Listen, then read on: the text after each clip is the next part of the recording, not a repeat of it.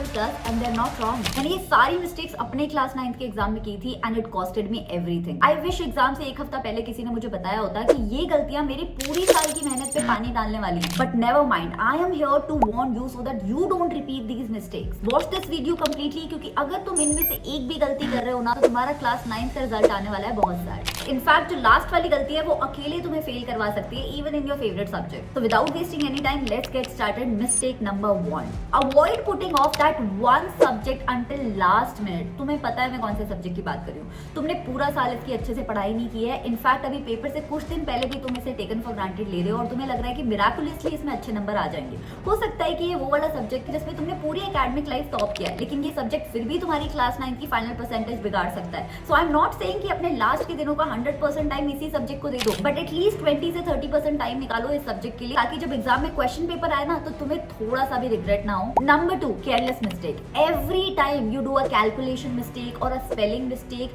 You not just lose one whole mark but you also push away your dream of scoring 95%. वैसे तो careless mistake पे एक separate video बन सकता है, लेकिन 5 सबसे सीरियस केयरलेस मिस्टेक जो सबसे ज्यादा नंबर कटवाती हैं, let's talk about them. Number 1, not reading the question carefully. Class 10 का एग्जाम थोड़ा सा ट्विस्टेड जरूर आएगा. तुम्हें सिंपल क्वेश्चंस नहीं आएंगे. तुम्हारे फेवरेट टॉपिक्स में से भी जो क्वेश्चन आएंगे वो इतने घुमा के आएंगे कि तुम्हें 2 सेकंड सोचना पड़ेगा कि इसके आंसर में लिखना क्या है. बट ये तुम तभी कर सकते हो जब तुम क्वेश्चन को केयरफुली पढ़ोगे. क्वेश्चंस लाइक दीज जहां पे कीवर्ड्स को हम इजीली इग्नोर कर देते हैं और पूरा आंसर हमारा गलत हो जाता है, इन्हीं क्वेश्चन से तुम्हें बच के रहना है. और इसके लिए हर क्वेश्चन को सिर्फ तुम्हें 2 बार पढ़ना है. एक क्वेश्चन को एक बार पढ़ने में 10 सेकंड लगते हैं और 2 बार पढ़ने में 20 सेकंड लगते हैं. जब तुम्हारे क्वेश्चन पेपर में 36 क्वेश्चन भी है तो तुम सिर्फ 6 मिनट एक्स्ट्रा लगा रहे हो यार, और इन 6 मिनट से तुम्हारे 15 से 20 नंबर बचने वाले हैं. So please read the question carefully at least twice. Number 2, this is a mistake जो 99% बच्चे करते हैं. एमसीक्यूज के ऑप्शंस को A to D रीड करते हैं. नॉर्मल एमसीक्यूज में इसमें कोई प्रॉब्लम नहीं आती है, बट तुम्हारे सीबीएसई क्लास 9 के एग्जाम में आने वाले हैं ट्विस्टेड एमसीक्यूज जिनका लास्ट ऑप्शन या तो ऑल ऑफ द अबव होगा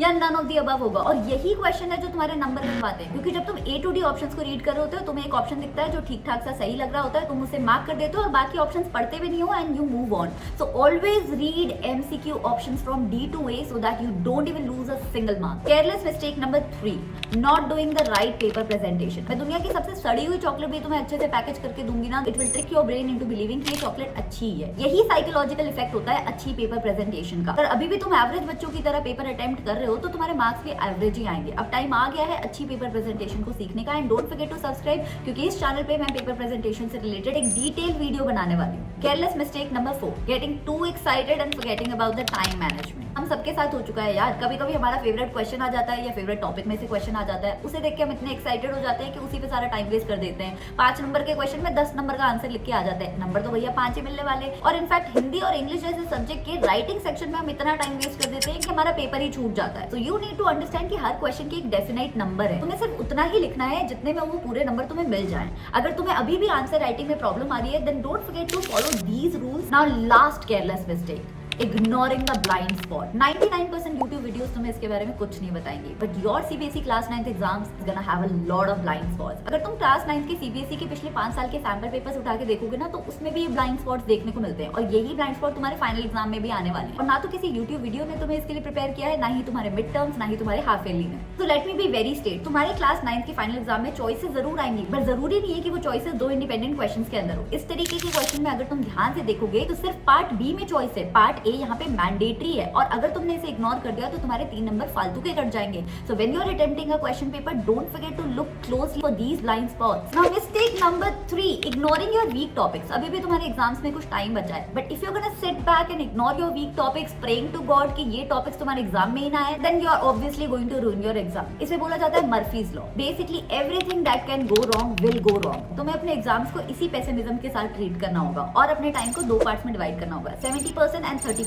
डेफिनेटली 70% टाइम उन टॉपिक्स पे लगाओ जो तुम्हें आते हैं, उन्हें अच्छे से रिवाइज करो, make them concrete in your memory. But 30% time उन वीक टॉपिक्स के लिए भी छोड़ो जो तुम्हें पूरा साल समझ नहीं आए. You still have time, you can conquer them and this is very essential, ताकि अगर एग्जाम्स में तुम्हारे सारे के सारे वीक टॉपिक एक साथ भी आ जाए ना, then also you stand a fair chance of scoring 95%. Now mistake number 4, इसमें तुम्हारी गलती नहीं है actually. The way we are conditioned as students we are bound to do this mistake. We compare our last minute preparation with the class toppers और our friends, which makes no sense if you think about it closely, क्योंकि किन्हीं भी दो बच्चों की preparation exact same नहीं होती है, इनफैक्ट उनकी मिस्टेक्स भी सेम नहीं होती है। तो अगर लास्ट के प्रेशियस दिनों में तुम अपने आप को बाकी बच्चों से कंपेयर करने में बिजी हो, then you are wasting your time. Instead you should be confident and focus on NCERT for subjects like maths and English, YouTube videos for subjects like science and SST, and for revision you should just trust the question. Solve as many questions as possible of all the subjects instead of wasting most of the time on theory. Mistake number 5, being blind worshipper. No matter तुम मेरा ये 7 days hard challenge follow कर रहे हो या किसी teacher की कोई और वीडियो फॉलो कर रहे हो, लेकिन अगर तुम लास्ट के प्रिपरेटरी हॉलीडेज में किसी टीचर की स्ट्रैटेजी वीडियो को ब्लाइंडली फॉलो कर रहे हो, then you are doing it completely wrong. Honestly, इनमें से कोई भी वीडियो अगर उठा के तुम फॉलो करोगे तो 70-75% आ जाएंगे, और ये कोई बुरे नंबर नहीं होते हैं, they are decent marks. But if your goal is to score more than 95% in your class 9, then you need to watch this video and customize the plan according to your needs. और ये तुम्हें 3 parameters पे करना है। एक, तुम्हारे goals क्या है, be realistic about them.